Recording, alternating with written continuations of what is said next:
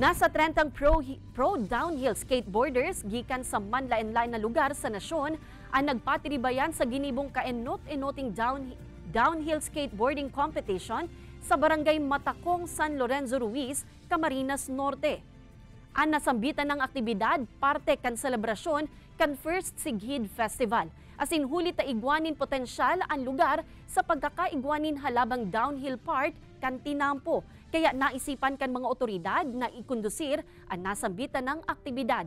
Asin huli sa matrayumpong aktibidad, naglalauman ang lokal na gobyerno na mas mapapakusog kini ang turismo asin ekonomiya kan barangay.